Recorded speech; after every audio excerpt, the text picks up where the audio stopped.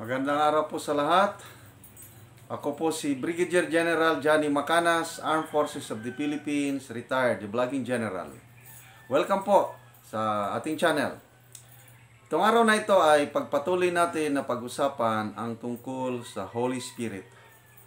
I-review ko lang yung na-discuss ko kahapon, yung 7 works of the Holy Spirit sa buhay ko.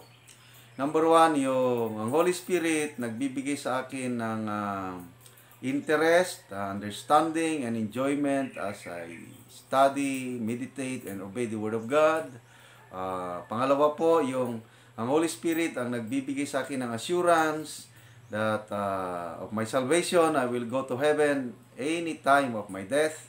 Number 3, yung Holy Spirit ang nagbibigay sa akin ng power to pray, yung hindi lang out of obligation yung mag-pray, kundi enjoyment.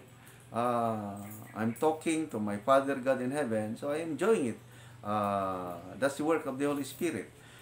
Number 4, ang Holy Spirit ang nagbibigay sa akin ng ability to worship God, yung praise and worship na hindi lang every Sunday, hindi lang sa church building, kundi every day of my life, I'm praising and worshiping God. Number 5, ang Holy Spirit ang nagbibigay sa akin ng godly character. Unti-unti tinatanggal niya ang mga ugali ko that does not please God. He is developing on me the fruits of the Spirit. Siyam po yan, yung fruits of the Spirit na bibigay sa atin ng Diyos. Love, joy, peace, patience, goodness, kindness, faithfulness, gentleness, and self-control. Yan, godly character yan. Yan po, ginagawa yan ng Holy Spirit sa buhay natin. Number 6, the Holy Spirit is helping me to live a holy life. Yung kasalanan na dati control sa akin, unti-unti, nawawalan na ng allure o yung attraction ng kasalanan sa akin. Kasi nga, the Holy Spirit is guiding me to righteousness.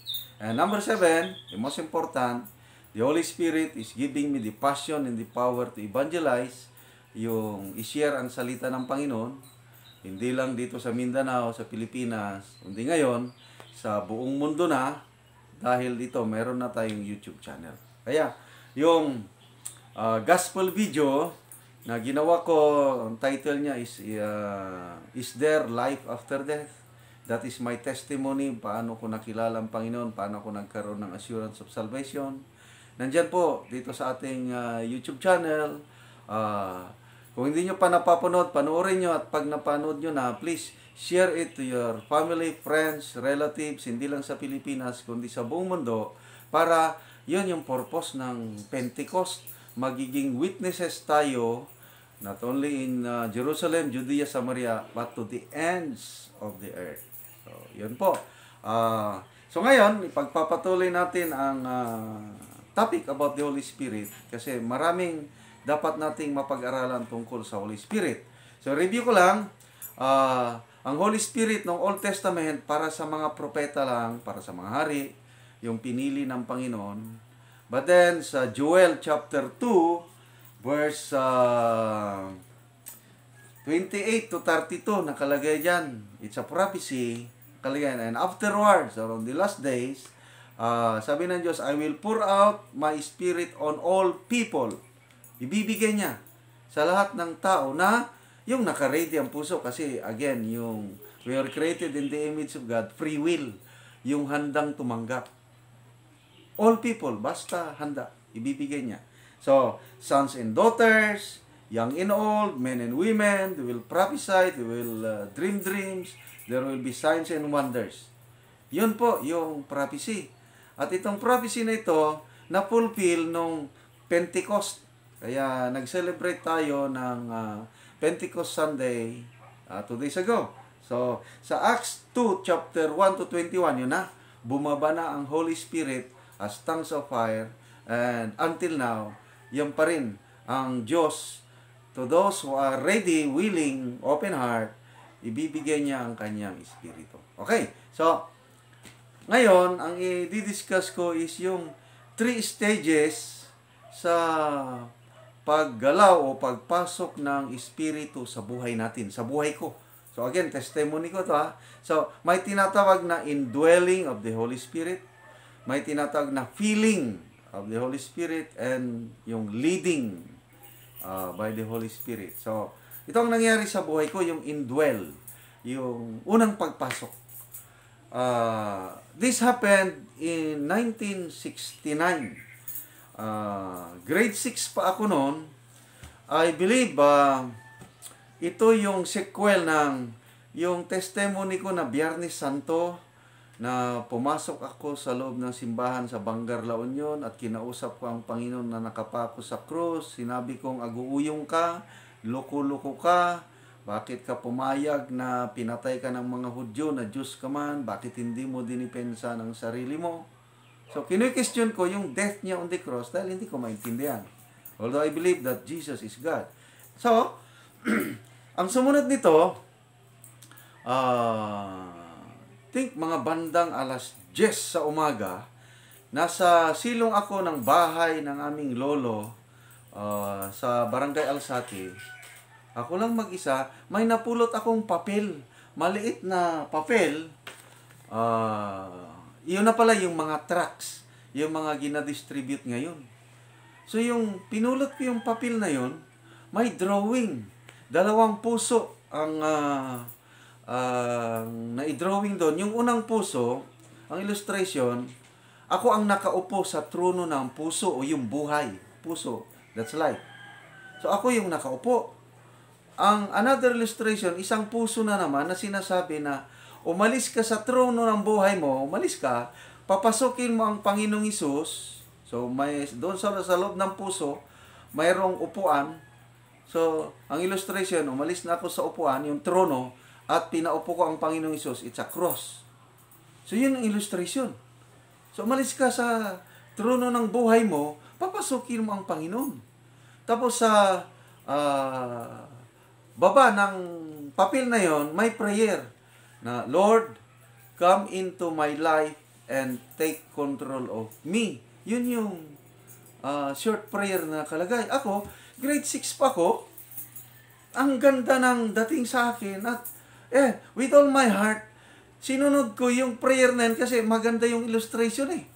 Yung una, ako ang nakaupo.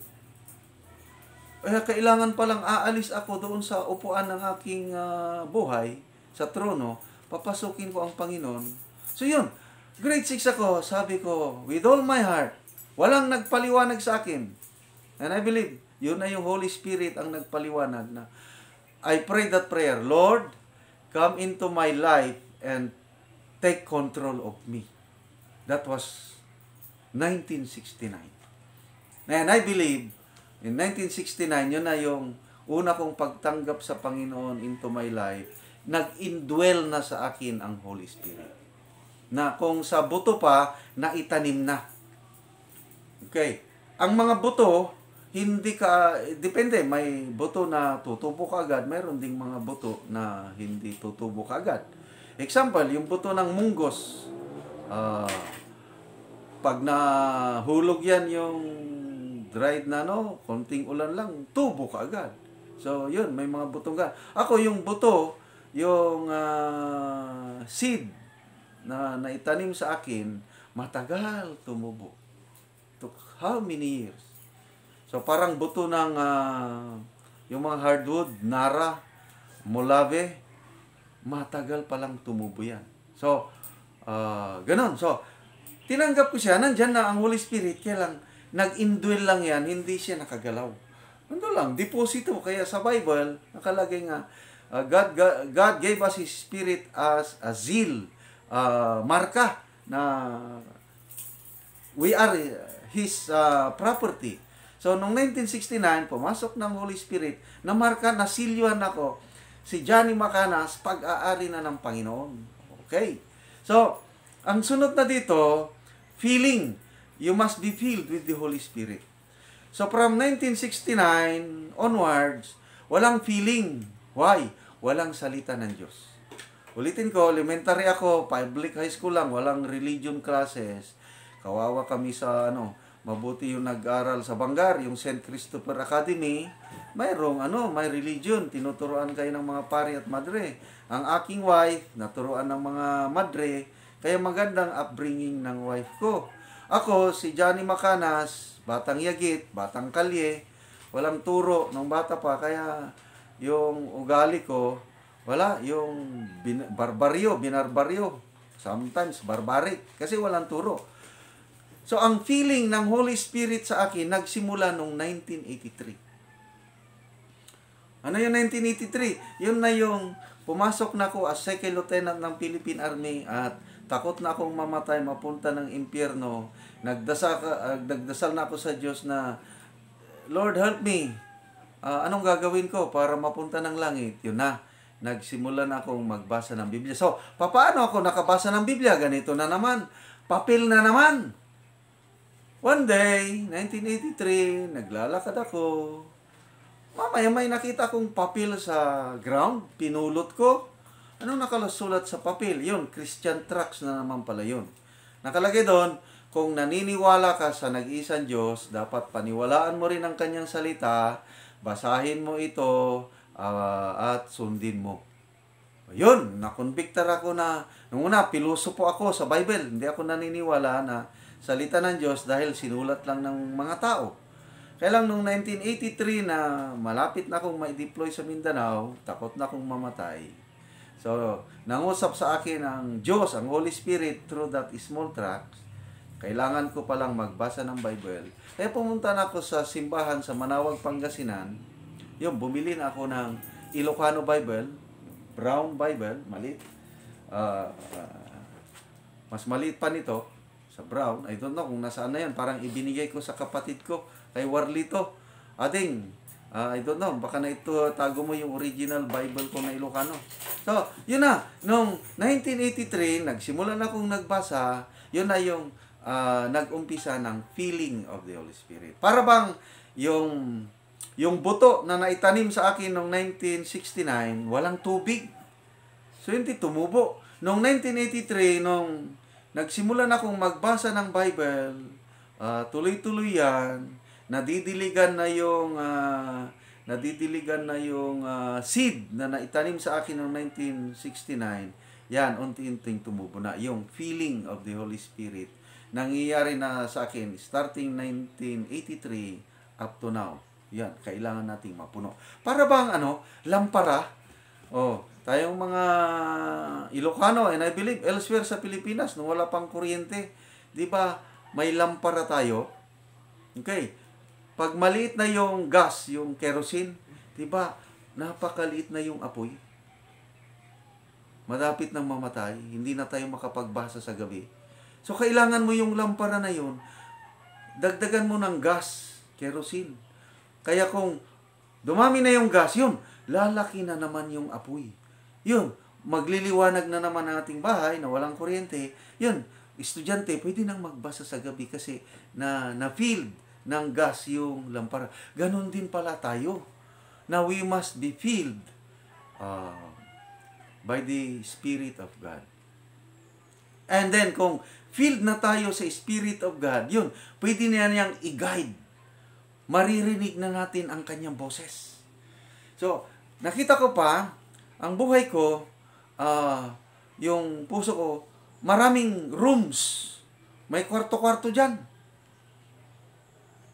So, nung pumasok ang Holy Spirit, noong 1969, parang nasa tabi lang. Nakapasok na nga sa loob ng bahay, nasa tabi. Hindi siya makapasok sa mga kwarto-kwarto. So, yung mga kwarto-kwarto, yun naman yung aspects ng buhay natin. Okay? Ang una niyang pinakaalaman, yung aking ambisyon. Gustong-gusto kong maging general. I was so focused in my military career to become a general. Nandun na yung lahat ng effort ko. Ang Holy Spirit, nasa tabi lang. Ang Diyos. Kaya una niya kung kinonvict na, pumili ka. It's either you surrender that ambition or ako. Dalawa lang pipiliin mo. Ako o yung ambition mo. So, to make the long story short, I surrendered my ambition to become a general. At inuna ko ang Diyos. Yun na, yung room ng aking ambition, pinapasok ko ang Holy Spirit. Then nung nag-work siya, yun, naging general ako. So, I will make a detailed vlog how yung step by step from second lieutenant, paano ako naging general. So, another vlog. But yung room ng aking ambition, pinasok ko. Yung another ambition, yung to become rich. So, iba yung ambition ko na maging general, iba pa rin yung magpayaman. So, finances. Yun, isang room na naman yan. So, again, kailangan kong papasukin. Yan, pasok. Another one, family. Another room yan, yung family, relationship. Sexual life, another room yan. Business, another room na. So, different aspects ng ating mga buhay, gustong pasukin ng Holy Spirit. Yun na yung filled and led by the Spirit. Dapat, kung gusto nating yung magkaroon ng rich, we become rich and successful, dapat i-open lahat ang kwarto sa ating puso para makagalaw ang Holy Spirit. Kaya, ngayon, as I'm being filled and led by the Spirit of God, ganito yung prayer ko. Every day, Lord, I surrender my life to you. Kaya, I surrender all. May kanta ka na yan, di ba? Halos kada umaga, kinakanta ko dyan. I surrender all unto thee, my blessed Savior. I surrender all. Yun, ganun palang gusto ng Holy Spirit at ginagawa ko yan araw-araw para mapuno tayo ng Espiritu Santo at ma-lead niya tayo. Okay, dito na sa leading. As we are filled and gusto na tayong magpalit sa Holy Spirit, dapat marunong tayong makinig sa kanyang boses. Kasi may boses ang Holy Spirit. So in my life, papaano ko naririnig ang boses niya? Ang boses ng Holy Spirit, there are four instances na paano natin marinig. Sa buhay ko, marinig ang Number one is Bible.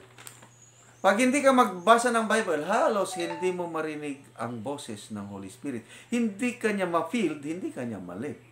Ay importante ang pag-aaral sa Biblia. Kasi as you read the Bible, magkaroon ng rema. Ano yung rema? Parang mabubuhay yung salita. Maitutok ang mata, isip, puso mo doon sa binasa mo. At buong araw, buong buhay mo, madadala mo na yun. Kagaya ng John 3:16. 1972, nung una kong marinig yan. Another vlog ko na lang yan. Mula 1972 hanggang ngayon, dala-dala ko yung John 3:16. Rema, binuhay ng Holy Spirit. So, through the Bible, the Holy Spirit will speak to us. Next, through our prayer life. Habang nagdarasal tayo, ang kausap natin ng Diyos. So, ang Diyos naman, sasagot. So, sasagot niya, there's an audible, still, soft voice na maririnig mo within your heart pag mag-spend ka ng prayer with God. That's it. So, Bible, prayer, and then through other people. Gagamit ang Panginoon ng ibang tao para kakausapin ka, yung boses ng Holy Spirit, maririnig mo. Example, sa buhay ko, ang wife ko, ang palaging ginagamit niya para marinig ko ang boses ng Holy Spirit. Why? Kasi ako, yung struggle ko nga yung pride. So, paano ako minold ng Panginoon na yung pride ko, magpaubos ko, humble ako. God is using my wife. So, I'm so grateful na may wife ako na ginagamit niya, na palagi akong makinig sa kanya para i-deal niya ako yung pride ko, yung mga anger ko, yung kulang ng pasensya. Yan. I'm hearing the voice of God or the Holy Spirit through my wife. Kaya, mga husbands, makinig tayo sa ating mga misis. Ano ba yan? Reynaldo Arobel, si Luisa, para daw masinggan, gran yung makinig ka, baka ginagamit siya ng Holy Spirit para mapakinggan mo ang boses ng Diyos. Okay, events. sa pangyayari sa buhay ko, ngayon, makikita ko na nga ay, pag may nangyari sa tabi ko, makikita ko, it's the Holy Spirit talking to me. So, let's be sensitive sa ginagawa ng Holy Spirit through events in our lives. Mamaya, may ibibigay akong testimony, yung nangyari lang ito kahapon, na events lang ito ha, kaya lang, it's the Holy Spirit who is talking to me. Okay. But, why not? May mga demonic spirits din. So, may tatlong espiritu dito sa buhay natin. Number 1, man's spirit. Yung espiritu tayo, bigyan tayo ng Diyos ng spirit. So, minsan, yung espiritu natin, kakausapin tayo, yung we speak to our spirit. And then, ang importante, yung Holy Spirit, kakausap sa atin. Kaya lang, on the other hand, demonic spirits, yan. Uusap din yan. Kaya, pag hindi tayo maging watchful, nako, ang nasusunod natin yung demonic spirits. Okay. Ito na. Nangyari lang kahapon. Very stressful yung buhay ko kahapon. Kaya nung matulog na ako sa gabi, nako, nahihilo na ako. Napakataas na yung blood pressure ko dahil of stress. So, nung natapos na akong nag-vlog, na i-post ko na, yun, may ang utos ng aking eldest daughter, kailangan kong, kasi hindi ko naman pwedeng pabayaan yung hinihiling niyang mga gagawin. So, na-stress ako doon. Tapos ang wife ko, inutusan niya ako mag-withdraw ng pera. Nako, pagpunta sa dating yung malapit sa amin na itim, walang laman. Nako, takbo na naman ako. Tinuro yung isang itim, wala ring laman. Tapos, punta na naman doon, pangatlong yan ako. Nai-stress na ako. Pagdating na sa pangatlong lugar na may ATM, nako, may nauna sa akin na babae. Ang tagal niya. Yun na testingin na naman yung patience. Nung ang tagal niya, sabi ko, Day, human ka na? Sabi niya, sandali na lang. Tapos ang tagal niya na, doon siya sa cellphone, may tinitignan. Nako, yung anger ko, mag-flare up niya, yung dating General Macanas na gusto ko nang sumigaw. Ayun na, demonic spirit na yon na, ikaw, senior citizen ka, dapat pagbigyan ka, mga ganun ba? Demonic, ang Kaya lang, on the other hand, yun, may boses din ng Holy Spirit na, di ba sabi mo kanina, yung vlog mo, gentleness, patience, self-control, dalawang boses. Yung isa na you're entitled. Nag-aapura ka, kausapin mo. Kausapin mo nga, una ka, ganun. So, naglabanan yung demonic spirit and the spirit, Holy Spirit. And, thanks God, naging kalmado lang ako. Sabi ko, bahala nang malit ako kasi yung eldest daughter ko, binigyan niya ako ng time, ganito, magkita tayo doon, ang dami niyang utos. Yun, na-stress na ako. But thanks God, hindi ako nag-react, hindi ako sumigaw. Naghintay lang ako ng matagal bago naka-withdraw ng pera. Yun, naman. Next, pa? Masok ako sa mall. Parang may binili ako sa mall, something. Mamaya, yun na naman. Demonic spirit na, boses ng Panginoon. Sa mall kasi, makakita ka ng mga babae na iba't ibang kasuotan. Nako, ang mga kababaihan na naman kung ano yung suot nila na naka-sleeveless, kung may demonic spirit na naman yan na, tignan mo, yun, maganda sexy, yun, yung Matthew 6 na yung mata mo, kung mag-ano ka ng lust sa babae, nagkakasala ka na, yun, naglalaban na naman yun, dalawang boses. So, again, thanks God na, ang sabi ng Bible, kung ang mata mo magkakasala, lugita, tanggalin mo. So, yun, pag ganong temptation, hindi na lang ko titiin, gano'n na lang. So, ladies, watch out naman, yung mga damit ninyo. Please, dress modestly para kaming mga lalaki, hindi naman matukso na titingin sa mga katawan nyo na, na makaisip kami ng masama. Okay, so, yun, last night, matutulog na ako. Nag-BP ako. Nako, 170/120. Because of stress the whole day. Plus, the other day, nag-ulam pa ako ng binagoongan na ang sarap. Alam kong maalat, alam kong bawal sa akin dahil masarap. kumain pa rin ako. So yung maalat na ulam, plus stress the whole day, yun na, 170/120 na ang aking BP. So what happens? So matulog na ako, may boses na. Oh, baka hindi ka na madatnan ng umaga niyan. Baka mamaya, pag patay ka na the following day, that's demonic spirit. Medyo nag-fear ako. Sabi ko, ano? Delikado. Ano kaya? Hindi na lang ako matutulog. Yan ang response na aking spirit. Hindi na lang ako matutulog. Ano kaya magpamasahe ako? Kasi may massage chair kami para medyo bababa lang aking BP. Yun na. Naglalaban na. Again, yung boses naman ng spirit na surrender to God. Diba? Sabi mo, you have peace and security. Diba yung vlog ko, I have peace and security? O ano? Bahala ka na Diyos.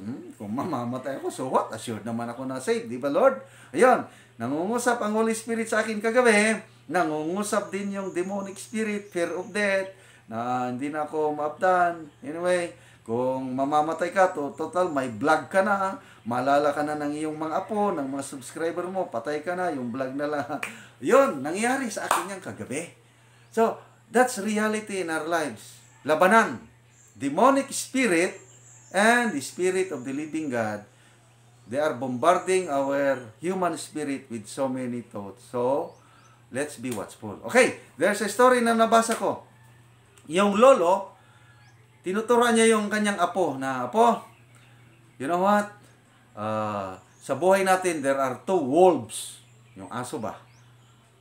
One is a good wolf and one is the bad wolf. Nag-aaway yan, yung good thoughts, good things, yan yung inaano ng good wolf sa buhay natin. Yung isa naman, yung puros masasama. So yan, nag-aaway palagi ang dalawang aso o wolf sa buhay natin. So tanong ng grandchild, Lolo, sino ang mananalo sa dalawang wolf na yan? Ang sagot ng lolo, depende kung sino ang pakainin mo. Kung sinong pinapakain mo, yun ang mananalo. Oh, what's the moral of the story? Yun ako na. Yung good wolf, yun yung spirit. Yung nag-indwell, nag-feel tayo, that's the spirit of God. Good lahat. So kung palagi nating pakainin ang spirit natin with the spirit of God, in what way? Bible reading, prayer, meditation, be sensitive to the leading, mananalo ang good wolf. But kung ang pakainin natin, yung bad wolf, in what way natin pakainin? Huwag kang magbasa ng Biblia. Huwag kang mag-pray. Sundin mo yung gusto mo. Yung self mo, sundin mo. So, kung sinusunod mo yung sarili mo, I'm sure, hindi ka marunong magpatawad, worry, ang dami niyan, hindi ka makatulog ng maganda sa gabi, ang dami mong concerns. Yun, pinapakain mo yung bad wolf. So, tanong, kaibigan, sino ang mananalo sa dalawang wolves sa buhay mo? It's your choice. So, my challenge is, pakainin natin ang good wolf. That's the spirit. Pakainin natin through Bible reading, prayer, meditation, obedience, para manalo yung boses ng Panginoon. Okay, so, sa Bible, meron ding nakalagay na don't grieve the Holy Spirit. Nako, the Holy Spirit is a real person. Totoo talaga siya. And He lives in our hearts, in our lives. Pwede natin siyang masaktan. Grieve. Magmahay siya. So, Ephesians chapter 4, verse 30 to 31. So, don't grieve the Holy Spirit. So, paano natin masaktan ang Holy Spirit? Number 1, bitterness. Kung may unforgiveness ka dyan, marami kang galit sa buhay mo, you are grieving the Holy Spirit. Ano pa? If there is rage and anger, yung kikipag-away ka, yung galit ka sa mundo, galit pa ka sa wife mo, sa husband mo, kapatid mo, kapitbahay mo, you are grieving the Holy Spirit. Brawling and slander. Away-away ba? Yung backbiting ka, yung sinisira mo yung kapwa mo tao sa likod, that's slander.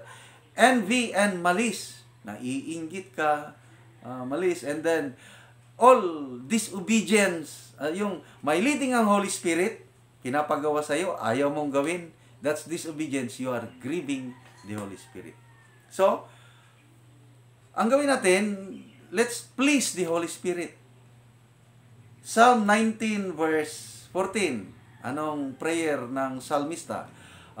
May the words of my mouth, the meditations of my heart may be pleasing to you, my Lord, my God, and my Redeemer. So, instead of grieving the Holy Spirit, I suggest that we should please Him. How do we please the Holy Spirit? Ephesians 4:32, initial na nakalagay niya, be kind and compassionate. So, if you are kind, if you are compassionate, of course, makaforgive ka. Kaya ang central dito is forgiveness. I will devote another vlog tungkol sa forgiveness dahil delikado pag hindi tayo makaforgive. So, kind and compassionate, forgiving one another, sabi sa Ephesians 4:32, we show justice, we show mercy, and as we obey the leading of the Holy Spirit, He is well pleased. Okay? So, ito na. Let's summarize. There's an indwelling of the Holy Spirit the moment that you accept Jesus Christ as your Lord and Savior. Indwell mo na. Deposito, guarantee, seal. And then, ang next step, ito na yung medyo matagal, depende sa iyo, yung feeling. Paano ka mapuno ng Holy Spirit? Dapat magbasa sa Bible, mag-pray, makinig sa ibang tao, sa pamilya mo, sa palibot mo, sensitive ka sa nangyayari sa buhay mo, kasi yan na yung work of the Holy Spirit. He's leading you, feeling you. So, there's man spirit, and there's Holy Spirit and a demonic spirit, nag-aaway palagi sa ating buhay. Kaya may kanta na, one day at a time, sweet Jesus. Yun, one day at a time, let's surrender our lives. Meron pa yung kanta ni Patsy Cline, yung I am weak, but thou art strong. Yung walking with Jesus. So, everyday, ganun po tayo. Let's surrender our lives to God, to the leading of the Holy Spirit, and let's not listen to the voice of demon, Satan, the devil. Okay? So, 1 Corinthians chapter 3 verse 16. Sabi diyan, hindi nyo ba alam na ang Holy Spirit dwells in you? We are the temple of the Holy Spirit. So, every day in our lives, habang buhay pa tayo, let's remember, nandyan yung Holy Spirit, nangungusap sa atin. So, let's listen to His voice. So, yan lang po ang mai-share ko ngayong umaga tungkol sa Holy Spirit. Let's go now to the shout out. Bain Simon, Josephine Maala, Marlon Matthew Riparip, Chariana and Charles Basario, Rolly and Flora Riparip, Rafael Oksuna. Nag-suggest si Rafael na I will make a vlog tungkol sa death ng mga 12 disciples, yung original. Yung 11, they all died martyrs except yung nagtraidor. Yes, I will do that. Ferme F15, Naomi Macanas, Mario Doctolero, Digna Ormita, Rinaldo and Luisa Arubel, Sunshine Lorena, Eva Orsal, Ding Cabanyero, Ate Salome Bello and her husband, Antonio Farco Ninobla, DMMSC, yung sa pilang high school batch 1977, Maria Cristina Moster Caluya. So, yun lang po. See you next video.